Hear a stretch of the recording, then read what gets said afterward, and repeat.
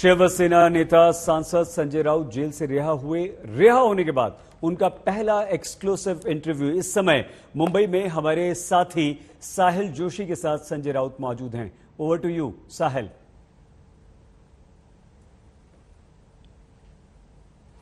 सही 103 दिन के बाद संजय राउत कल बाहर निकले हैं। आर्थर रोड जेल से उनकी रिहाई की गई है, लेकिन जिस तरीके से संजय राउत की रिहाई करते समय पीएमएलए की अदालत ने जो बेल ऑर्डर दिया है, उसके बाद संजय राउत का जो रुतबा हमने देखा कल बाहर निकलने के बाद, और जिस तरीके से उन्होंने प्रेस कॉन्फ्रेंस ली, कल रात को उन्होंने भाषण किया, आज सुबह जो प्रेस कॉन्फ्रेंस ली, उसके बाद कई सारे सवाल पूछे जा रहे हैं।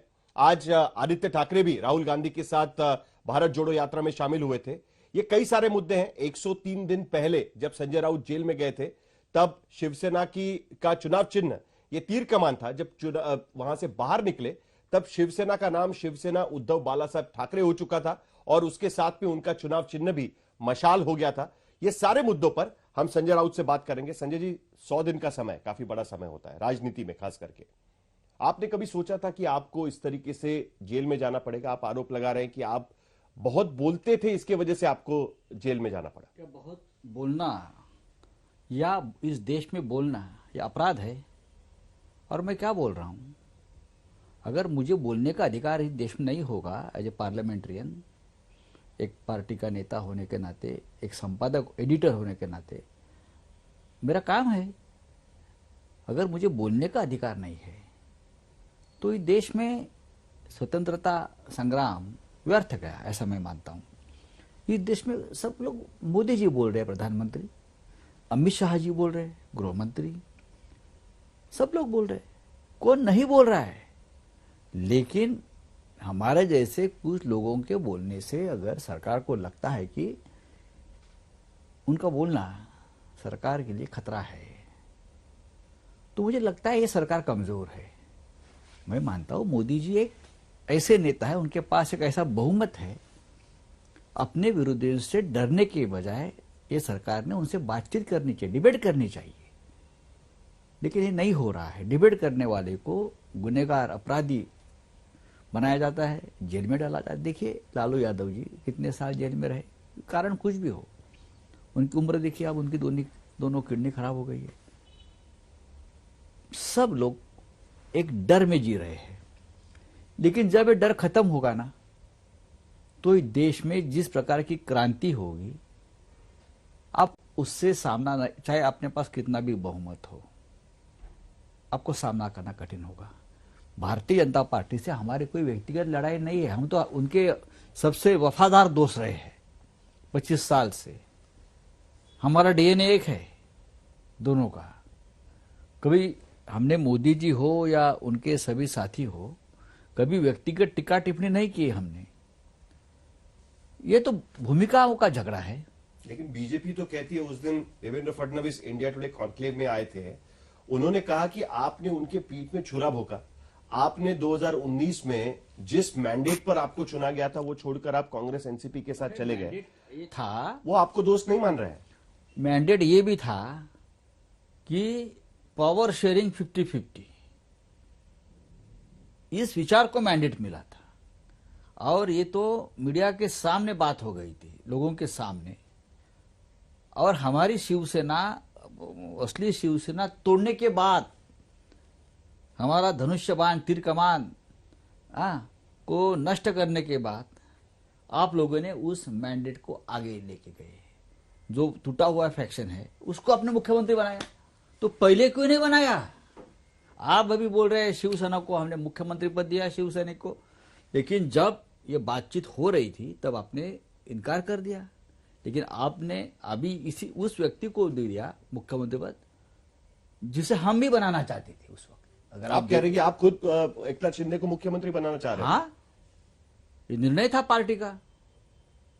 ये पार्टी का उस वक्त निर्णय था। अगर ये अब हमारी बात मान जाती है मुख्यमंत्री पद की, बीजेपी मान जाती, हाँ, जो हमने बातचीत हो गई थी या जो एक दूसरे के साथ जो एग्रीमेंट हो गया था, तो एकनाथ शिंदे असेंबली के जो पार्टी के नेता थे, वो विधिमंडल पार्टी के नेता थे, गुट के नेता थे, तो वही बन जाते। और कौन था? उद्धव जी तो नहीं बनना चाहते थे उस लेकिन हुए कौन? उद्धव ठाकरे मुख्यमंत्री बने। वो दूसरी परिस्थिति में बन गए।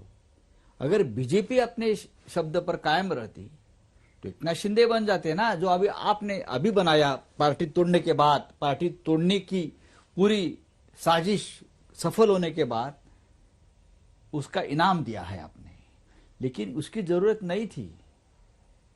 ये तो ऐसे भी बन जाते अगर हम एक साथ रहे थे, हमारी दोस्ती थी, विचार एक था, हिंदुत्व का विचार था, हम मुख्य विचारधारा में काम करने वाले लोग थे एक दूसरे के साथ। तो हमने बार बार आपको समझाया कि हमारी ये बातचीत हुई है, आपके साथ एग्रीमेंट है, लेकिन आप बातचीत करने को तैयार नहीं थे। लेकिन आपने जो टूटा हुआ फैक्शन है, जो पार्टी तोड़कर चला गया आपके साथ, उसको मुख्यमंत्री बनाया है। मुझे पॉलिटिक्स पे आना है, लेकिन उससे पहले आपकी जो केस है उस पर मुझे बात करनी है, क्योंकि आरोप आप पर यह लग रहा है, जैसे बीजेपी के ट्वीट्स मैंने कई देखे, उसमें उनका कहना है कि आप जिस तरीके से खुशी मना रहे थे जेल पर से बाहर निकलने के बाद, मानो जैसे कोई क्रांतिकारक। मैंने नहीं खुशी उनका मनाई ये कहना था कि आप तो मनी लॉन्ड्रिंग केस में अंदर गए थे। खुद प्रधानमंत्री कह रहे हैं कि मनी लॉन्ड्रिंग का केस है तो उसमें किसी को बख्शा नहीं जाएगा, और इसीलिए तो सिर्फ अपोजिशन में ही मनी लॉन्ड्रिंग वाले हैं क्या? उत्तर प्रदेश में कोई नहीं है, या और राज्य में जहां जहां बीजेपी की सरकार है वहां नहीं है? केंद्र में कोई नहीं है, महाराष्ट्र में और कोई नहीं है, सिर्फ झारखंड में हेमंत सोरेन है, पश्चिम बंगाल में अभिषेक मुखर्जी है, या कोई ममता जी के जो अभिषेक बैनर्जी है, बिहार में तेजस्वी यादव है, कर्नाटक में डी शिव कुमार है, दिल्ली में नेशनल हेराल्ड केस में सोनिया गांधी, राहुल गांधी, हाँ मल्लिकार्जुन खड़गे, हाँ ये है, महाराष्ट्र में हम है, या और अपोजिशन के लोग हैं, अनिल देशमुख है, और जिसके ऊपर मनी लॉन्ड्रिंग के चलने वाली थी हमारे पार्टी में, उसको तो आपने आपके भारतीय जनता पार्टी के वॉशिंग मशीन में डालकर शुद्ध कर दिया, और अभी वो ईडी का केस खत्म हो गया सब। ठीक है, मैं उसका ऊपर बोलना नहीं चाहूंगा, लेकिन मेरे ऊपर जो केस थी वो गलत केस थी। मुझे उस बारे में कुछ पता ही नहीं है, और मुझे मालूम है बार बार मेरे ऊपर, मेरे जैसे लोगों के ऊपर झूठे मुकदमे डाले जाएंगे। आज यहाँ कोर्ट ने मुझे छोड़ा है, और 2-3 केस डाल देंगे। आपको लगता है कि अभी भी आप पर केस हो सकता है? हो सकता है, हेमंत सोरेन के ऊपर हो सकता है, और किसी के ऊपर हो सकता है, महाराष्ट्र में और लोगों के ऊपर हो सकता है, लेकिन डरो मत, डटे रहो, ये मेरा कहना है। हमको डटकर इससे लड़ाई करनी पड़ेगी। आपके हाथ में पावर है, उसका इस्तेमाल आप अपने विरोधियों को खत्म करने के लिए कब तक चलेगी? ज्यादा दिन नहीं चलता है, ये गलत है, ये अमानुष है। हमारी फैमिली के ऊपर जो संकट है, हमारे ऊपर जो संकट आता है, इतने शाप आपको लगने वाले हैं, ये ठीक नहीं है। आपको भी बाल बच्चे फैमिली है सबको। अगर हमने कोई गुनाह किया है तो जरूर आप हमारे से साथ लड़ाई करिए, लेकिन सिर्फ मैं मेरी पार्टी का, मैं मेरी भूमिका जोर से लोगों के सामने लेकर जाता हूं। मैं लिखता हूं, मैं एडिटर हूं, मैं पत्रकार हूं, इसीलिए आपको तकलीफ है, ये गलत है। नहीं, लेकिन लोग तो कह रहे हैं कि आपके सुर बदल गए, आप बाहर निकले हैं, आप देवेंद्र फडणवीस की तारीफ कर रहे हैं, आप कह रहे हैं कि मैंने देवेंद्र फडणवीस के ऊपर, मैंने चाहे अच्छा फैसले ले रहे हैं, चाहे देवेंद्र फडणवीस जी हो, चाहे नरेंद्र मोदी जी हो, चाहे अमित शाह हो, चाहे कोई भी, आप देखिए मेरा ट्रैक रिकॉर्ड, मैंने कभी किसी के ऊपर व्यक्तिगत टिक्का टिप्पणी नहीं की है। आप देख सकते हो, मैं एक जिम्मेदार पत्रकार, एडिटर हूं, जिम्मेदार नेता हूं। मैं हमेशा बाला साहब ठाकरे जी हो, यशवंतराव चौहान हमारे आदर्श रहे हैं, शरद पवार जी के साथ मैं हमेशा रहता हूं, काम करता हूं, उद्धव जी, हमने बहुत संयमी तरीके से राजनीति की है। हमने कभी गलत इस्तेमाल नहीं किया हमारे पावर, हमारे पास भी सत्ता थी। अब देखिए किसका ऊपर हमने गलत इस्तेमाल किया, हमारे सत्ता का। जब कोई करने की कोशिश करते तो हमने रोका, ये मत करो, यह हमारी परंपरा नहीं है। देवेंद्र फडणवीस की पूछताछ की गई, जो महाराष्ट्र के अभी जो मंत्री है, मुझे नहीं लगता है ऐसा कुछ हुआ है, मुझे नहीं लगता है। वो कह रहे हैं कि आपने सत्ता का भेजा। मैं कभी सत्ता में नहीं रहा हूं, मतलब महाविकास आघाड़ी जिसको आप मैं कभी सत्ता में नहीं रहा हूं, मैं सत्ता के आसपास भी नहीं घूमता हूं कभी, सबको मालूम है। मैं मेरी पार्टी और सामना के सिवाय किसी को सत्ता नहीं मानता। मैं एक लिखने वाला एडिटर हूं, हमेशा लिखता हूं।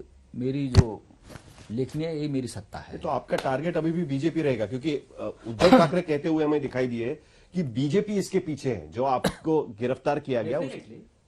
अगर बीजेपी की सरकार चाहती तो ये गलत काम रोक सकती थी, लेकिन महाराष्ट्र में सत्ता परिवर्तन करने के बाद उनको लगा कि मैं इस गैर कानूनी सरकार के लिए खतरा बन सकता हूं, मेरे जैसे लोग, तो उनको अंदर डालो। अंदर डालने का मतलब क्या होता है? गैर कानूनी तरीके से अंदर डालो, खत्म कर दो उनकी फैमिली, उनके बच्चे, उनकी माँ, उनकी बीबी, उनके भाई, उनका परिवार। ये कहाँ की राजनीति देश में आई है, पनपी है? पहले तो कभी नहीं थी। पहले भी सरकारें आई है, सरकारें गई है। तो फिर अचानक ये राजनीति में कड़वाहट खत्म करने की बात, कड़वाहट की बात ठीक है, ये तो अमानुषता है, निर्घृणता है। अरे मेरे जैसा आदमी तो मरने को तैयार है, लेकिन मेरे मरने के बाद जो चिंगारी भड़केगी ना, आप देख लीजिए। मैं मरने को तैयार हूं। मैं तो पहले भी कहा, आप मुझे जेल में डालिए, मार दीजिए, फांसी पर लटका दीजिए। पीएमएलए अदालत का जो आज जो फैसला आया है आपके मामले में, जब आपको बेल दिया गया, उसमें आपके केस के बारे में एक फैसला है। आप पीएमएलए अदालत ने कहा कि संजय राउत को गलत तरीके से गिरफ्तार किया गया था, गैर कानूनी उनकी गिरफ्तारी थी, लेकिन उसके साथ साथ देश की एक एस एजेंसी जिसे कहा जाता है, सेंट्रल एजेंसी को, उस पर भी उन्होंने काफी तीखे उनके निरीक्षण उसमें रखे हुए हैं। क्या आप सांसद है, क्या इस मुद्दे को लेकर आप जो कह रहे हैं कि अमित शाह से मिलेंगे, बाकी लोगों से डेफिनेटली मैं मिलूंगा। मेरा किसी के खिलाफ मेरे मन में कोई कड़वाहट नहीं है। देश के मुखिया है, गृह मंत्रालय के मुखिया है अमित शाह जी, प्रधानमंत्री जी है। मेरा हक बनता है एज ए पार्लियामेंट, अगर एक सांसद को, जो 20 साल से सांसद है, सीनियर पार्लियामेंटेरियन हूं मैं, अगर एक सांसद को 100 दिन तक गैर कानूनी तरीके से डिटेन करके हमारे देश में रखा जाता है, तो ये आवाज तो उठनी चाहिए। मैं पूछूंगा मेरा गुनाह क्या है।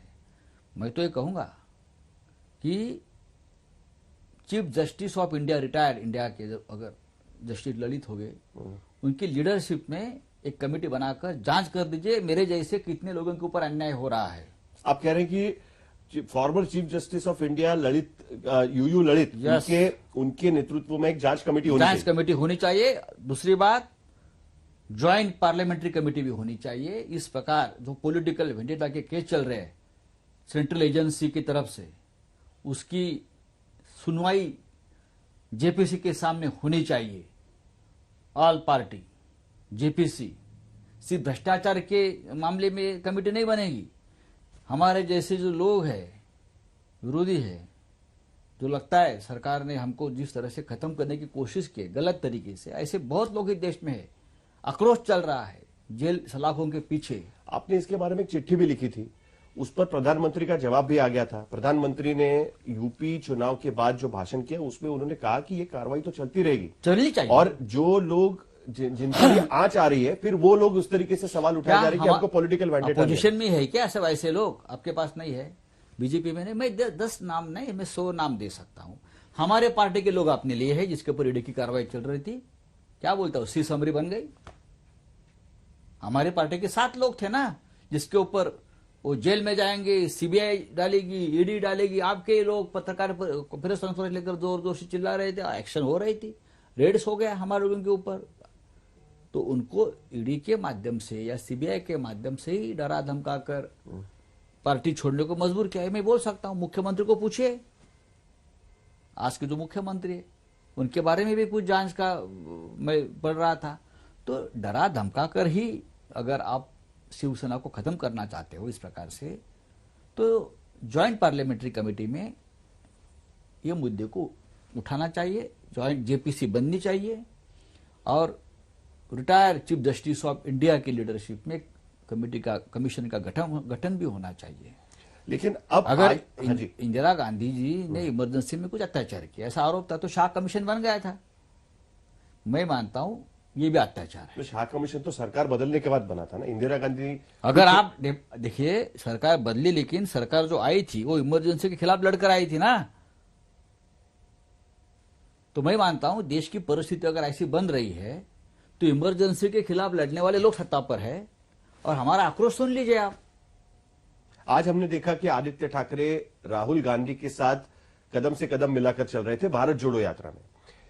जिस कारण की वजह से शिवसेना जैसी पार्टी टूटी, आज तक कभी ऐसा नहीं हुआ है कि शिवसेना के बहुसंख्य विधायक और बहुसंख्य सांसद ये पार्टी से अलग होकर अब कह रहे हैं कि हम ही असली में शिवसेना है, और जो पार्टी के अध्यक्ष हैं उनके साथ में गिने चुने लोग रह गए।